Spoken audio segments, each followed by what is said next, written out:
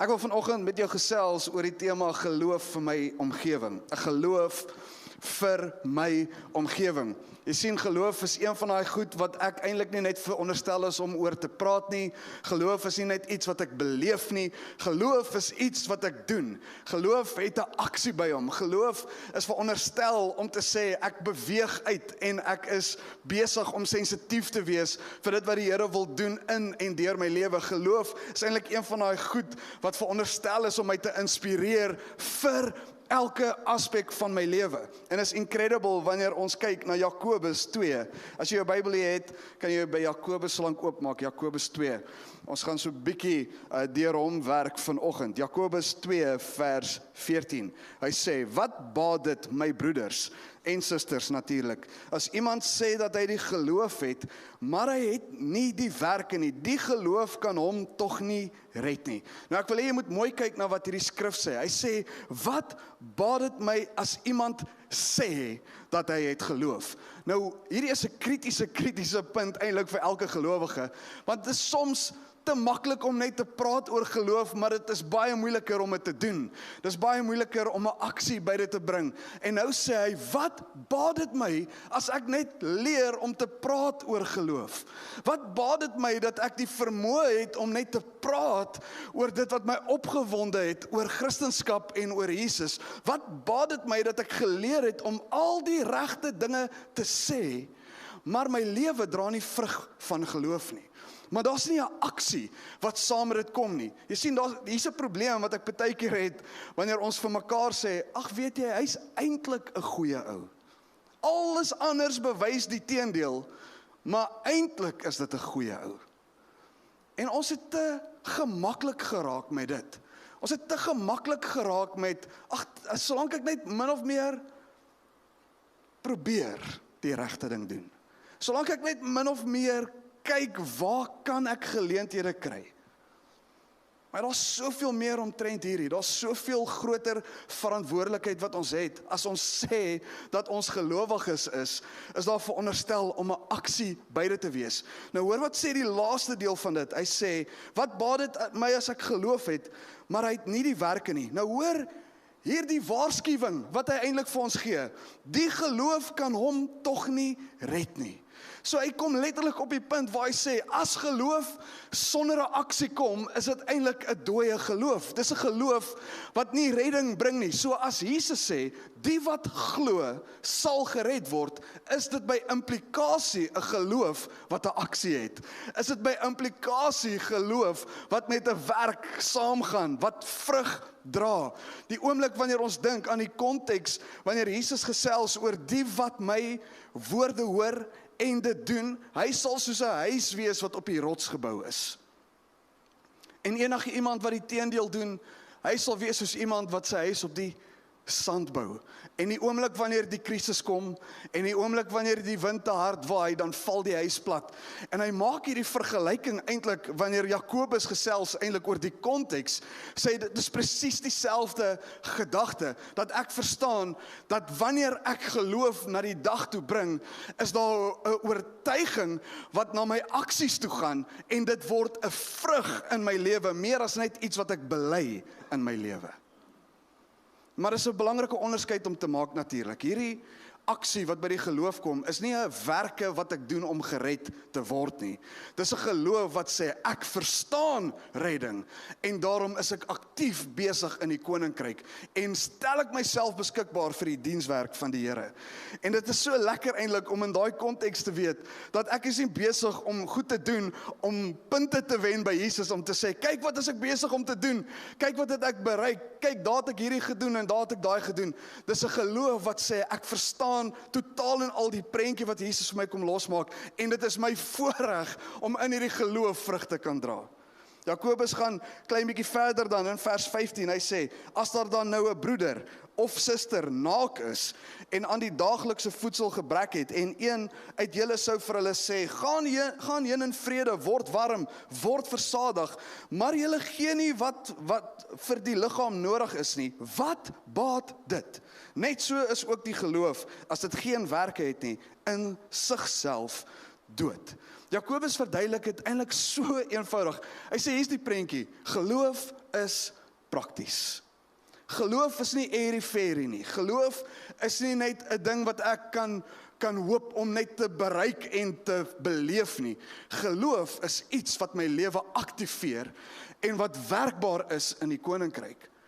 En nou gaan hy so ver om te sê, dis so eenvoudige beginsel om te verstaan, dat as ek dit moet vergelyk met iemand wat fisies sou loop op hierdie aarde en skielik sien, hier's iemand wat kaal is en klere nodig het, hier's iemand wat honger is en kos nodig het, en nou loop ek na hierdie persoon toe en sê, "Haai, weet jy wat, ek kan sien jy skaal, ek kan sien jy kry koud, word warm. Word net warm. My raad vir jou, word warm. Ek kan sien jy's honger. Weet jy wat? Eet. Dis soos Marie Antoinette wat sê, as julle nie brood het om te eet nie, hoekom eet julle nie koek nie? Nee, dis so, wat? Waarmee is jy besig? As jy verdwaal, vind net jou pad. Don't worry. Loop net. Kies 'n rigting. Gaan in vrede. Hy sê, dis so belaglik om te dink, dat iemand verby iemand anders sal loop en net woorde sê, word beter. Hy sê dieselfde in geloof. As jy sê, ek het geloof, en dit het nie 'n werk wat saam met dit gaan nie, is dit dood. As ek sê, dat ek is bereid om geloof te vat na my omgewing toe, maar ek doen niks omtrent dit nie, is daai geloof dood. Dit help nie. Ek sê net, ek glo my baas kan gered word by die werk nie. Ek glo my familielid sal eendag iewers vir Jesus ontmoet, en ek hoop dit, en ek bid dit. Daar moet 'n plek wees waarbinne ek sê, nie net glo ek dit nie, maar Here, wat moet ek doen as u dienskneg, wat klaar geloof ontdek en ontvang het? Hoe vat ek hierdie geloof na my mense toe? Hoe vat ek hierdie geloof na my baas toe? Hoe vat ek hierdie geloof na my familielid toe? Hoe is ek besig om aktief besig te wees in hierdie geloofsoortuiging? Hoor wat sê die Message vertaling. Hierdie is eintlik vir my so incredible. In Jakobus 2 vers 17 en 18 in die Message. Hy sê die volgende: Isn't it obvious that God talk without God acts is outrageous nonsense? Ek love dit wanneer hy so direk met ons praat. Hy sê, dit is eintlik belaglik om so te outrageous nonsense. Faith and works fit together hand in glove. Nou, ek love dit eintlik om te dink aan 'n handskoen. En die prentjie. Hierdie is 'n Sharks handskoen. Jy kan sien iemand het dit vir my gegee. Paar verdwaaldes wat ons voor moet bid nou. Hoor hoe incredible verduidelik hy dit. Hy sê, my woorde staaf my geloof. En dit begin my vorm, sodat dit die aksie aanneem van my woorde. En elke keer wanneer ek met my hand in hierdie handskoen, my geloof begin toepas, dan neem dit eintlik outomaties die vorm aan van dit wat ek veronderstel is om te doen. En raak dit so eenvoudig, soos wat ek my hand sou beweeg, gebeur dit net natuurlik en outomaties. Dis die identiteit wat die Here eintlik in ons losmaak, wanneer geloof en werke bymekaar kom. Hy sê dit is so natuurlik, soos 'n hand wat in 'n handskoen pas, en as ek nou net normaalweg my hand beweeg, is dit skielik nie meer net my hand wat beweeg en goed rondskuif nie. Skielik is daar geloof wat in hierdie omgewing inkom, en alles waarmee ek besig is, en alles wat ek aanraak, is nie meer net Lenrou wat iets goeds probeer doen nie. Dis Lenrou wat kom met 'n oortuiging, die Here kan meer doen as wat ek kon doen op my eie. En skielik pas dit in hierdie oomblik in. En as jy dink aan 'n handskoen het verskillende doelwitte. Daar's verskillende handskoene vir verskillende gebruike. En eintlik sê die Here, hier kom 'n doel saam met die handskoen wat ek vir jou aantrek. 'n Bokshandskoen, dan weet jy, okay, ek gaan iemand moet slaan tot hy tot bekering kom. Ons hoor mos net as hy klaar gelê het. My oupa was so ou. Hy het altyd, as iemand iets teen hom doen, dan het hy, my oupa grootjie eintlik, hy het gesê, ek sal jou vergewe, maar eers as jy gelê het. Eers as ek jou bygetam het, eers as ek kon doen wat ek kon doen, en beter voel daaroor dan. En so is daar 'n funksie vir elke handskoen. En die vraag wat jy jouself eintlik moet vra is, nie hoe lyk my handskoen nie, hoe lyk Lenrou se handskoen, of hoe lyk Geraldine se handskoen, of hoe lyk Garth se handskoen nie. Wat jy moet vra is, hoe lyk myne vir my? Wat is die geloof wat die Here besig is om aan te trek aan my hand, wat ek veronderstel is om te vat na my omgewing toe? Hoe lyk dit wanneer ek begin aktief raak en begin vra, Here, gebruik my binne in my omgewing waar U my geplaas het? Jy sien, ons probleem is, ons praat baie maklik, maar ons doen soms baie moeiliker. En nou, al challenge wat hy vir ons gee, is hy sê, bring hierdie wêreld by mekaar. As ons so 'n klein bietjie teruggaan, Jakobus 1 hoofstuk terug, Jakobus 1 vers 22, hoor wat sê hy, en word daders van die woord, en nie net hoorders, wat julle self bedrieg nie, want as iemand 'n hoorder van die woord is, en nie 'n dader nie, die is soos 'n man wat sy natuurlike gesig in 'n spieël sien, want hy sien homself, en gaan weg, en vergeet dadelik hoe hy gelyk het. Oh my word.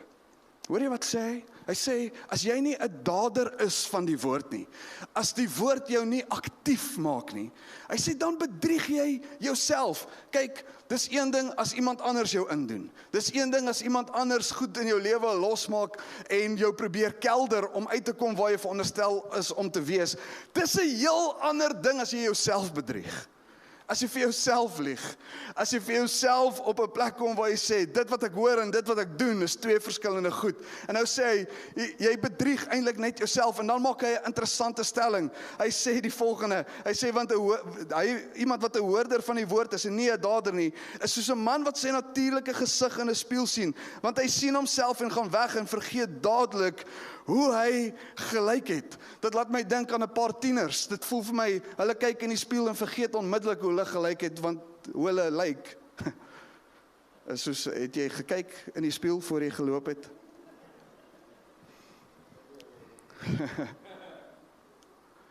Nou, hier is die ding rondom 'n spieël. 'n Spieël lieg nie. 'n Spieël wys net wat jy voor hom sit. En nou is hier 'n challenge saam met die geloof, behalwe dat ek my hand in die handskoen sit, behalwe dat ek gereed is om net te beweeg, nou sê hy, nou moet ek onthou waarmee ek besig is, en wanneer ek in die spieël kyk, is daar sekere goed wat ek baie keer moet aanpas. Ek kan sien, hey, ek het my hare 'n bietjie skeef gelê, ek moet eers lekker hare was en dan hare kam. Ek het hierdie of daai, of die kussing, imprint, ek het so lekker gelê, hy's daar, so nou moet ek dalk 'n roompie, of 'n salfies, of wat ook al dit mag wees. Daar's nou klomp goed wat ek verstaan, ek moet verstellings maak die oomblik wanneer ek in die spieël kyk. Ek kan sien wat verkeerd is, en ek kan sien wat reg is, en nou is ek besig om my lewe te belyn met hierdie woord, en ek sê, wanneer ek hoor wat die woord vir my sê, en hy challenge my om sekere goed aan te pas, as ek dit nie doen nie, dan is dit so goed, ek het vergeet hoe ek lyk. As ek dit nie doen nie, dan bedrieg ek myself, en ek sê vir myself, ag, alles is okay, alles gaan okay wees. Hier's 'n kritiese vraag wat jy altyd vir jouself moet vra. Nie net, hoe lyk die handskoen wat ek aantrek nie, maar wat sien ek wanneer ek in die spieël kyk? Wat sien ek, wat beleef ek? Waarmee is die Here besig in my lewe? Waarmee challenge hy my? En dan is die vraag altyd, maar as ek nou hierdie prentjie verstaan van 'n geloof wat aktief is, waar begin ek? Hoe lyk die prentjie waar ek myself dan nou gereed kry vir dit? En die heel eerste een, dis 2 eenvoudige punte vanoggend, en ek moet spoed vang weer. 2 eenvoudige goed. Die eerste een, wees teenwoordig. Wees net teenwoordig. Wees bewus van waar jy is. Wees bewus van waar die Here jou sit, en wees present, wees deel van dit waar binne die Here jou geplaas het, en nie net wees present nie, wees gereed om gebruik te word in daai oomblik, wees kreatief met dit wat die Here vir jou gee. Hoor wat sê Galasiërs 6 in die Message vertaling, hy sê die volgende, each of you must take responsibility for doing the creative best you can with your own life. Each of you must take the responsibility to do the creative best. Ek love it, dat hy dit so verduidelik, en nie net sê, try jou best en kyk min of meer wat gebeur nie. Wees kreatief met dit wat die Here in jou hand gesit het. Dis vir my eintlik altyd incredible om so daaraan te dink, ons dien 'n kreatiewe God.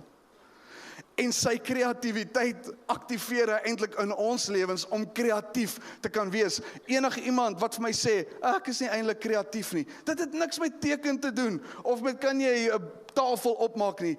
Om kreatief te wees is om net gereed te wees en beskikbaar te wees, dat die Here op enige manier jou kan gebruik op enige tyd. Daar's 'n vrou wat dit ontdek het, en ek wil vir jou 'n kort videoetjie speel, net van wat sy ontdek het in haar lewe. En jy gaan hoor, dis 'n begrip van 'n Turkoois tafel. So as jy net van daai video kan speel asseblief. I always thought I'd go far away on mission. I really did. I really thought my calling would be international, and I never in a million years thought that the Lord would ask me to walk outside of my door in the mission field where I live and get to know my neighbors.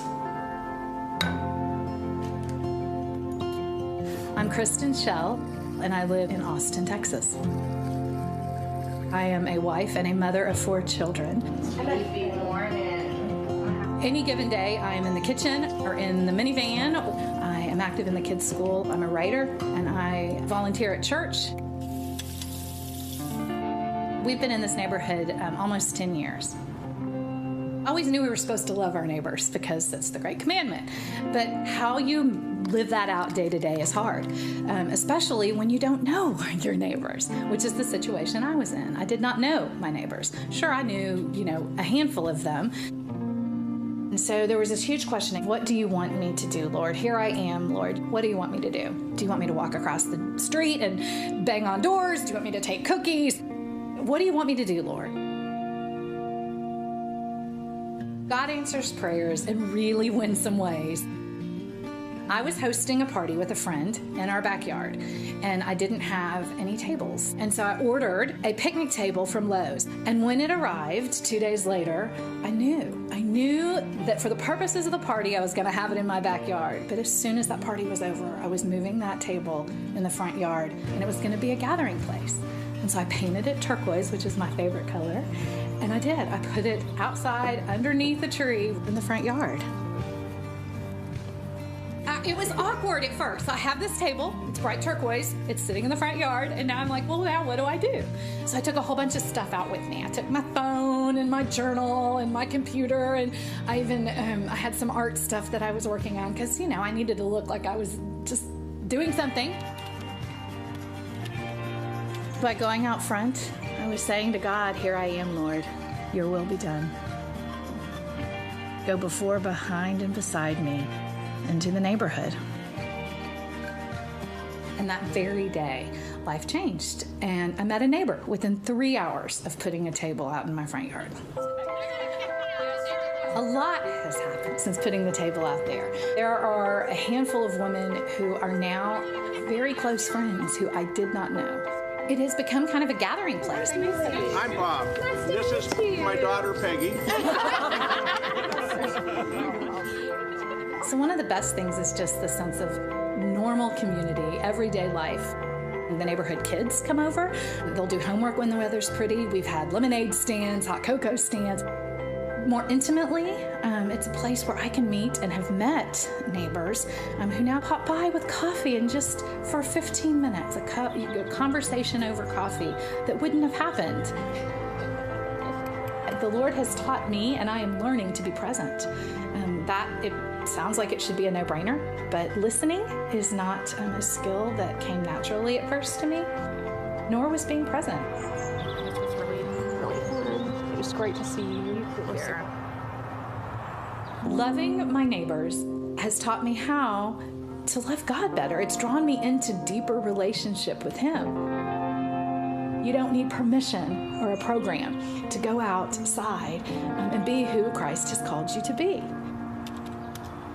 When we open up our front door and we take 3 steps right out our front yard, good things happen. Open up your door and let God do the rest. So eenvoudig soos dit, 'n turquoise tafel.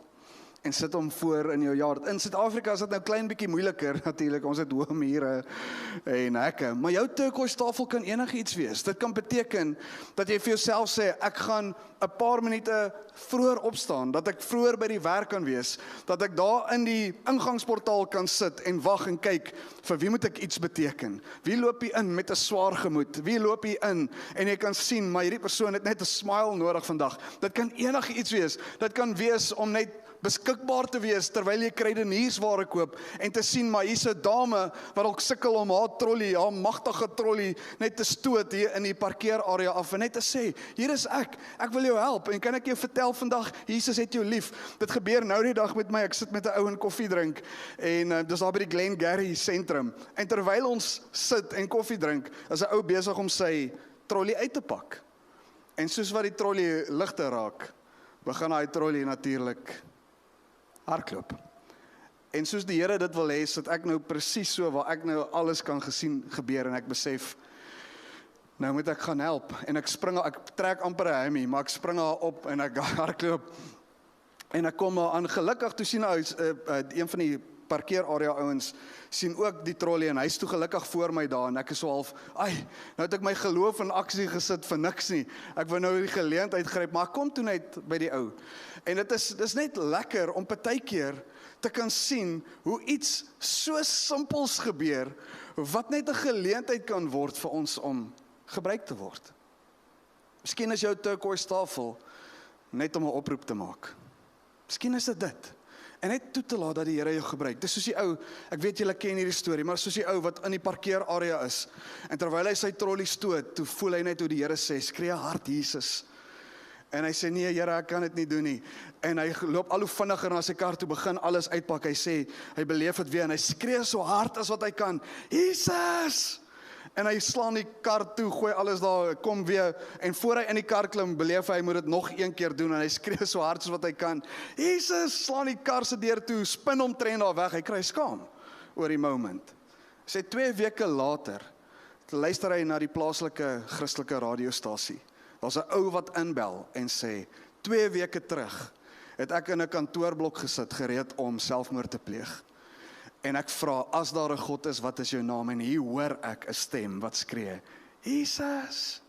En ek sê, Here, as dit U is, herhaal dit net vir my, Jesus! Sal jy kan kreatief wees, om in elke oomblik, net te sê, Here, hier is ek. Gebruik my selfs met my stem, al moet ek skree vandag, al moet ek 'n helpende hand wees, al moet ek net iemand wees wat die deur oophou vir iemand, maar gebruik my binne in die plek waar ek is.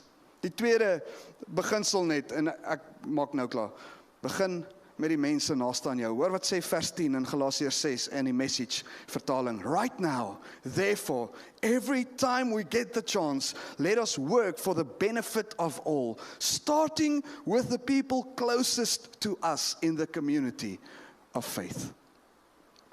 As jy wonder waar om te begin, as dit dalk vir jou moeilik is om daar buite dit te begin doen, begin hier binne.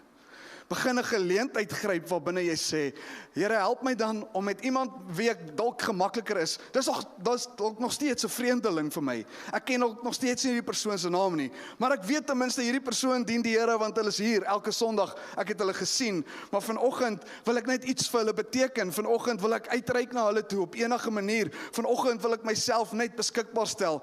En die Here challenge my met hierdie konsep. Hy sê vir my die volgende: Let the community of faith take faith to the community. Mag jy vanoggend gechallenge wees in jou wese om 'n turkoois tafel in jou voorerf van jou lewe te sit en te sê, it is bright turquoise.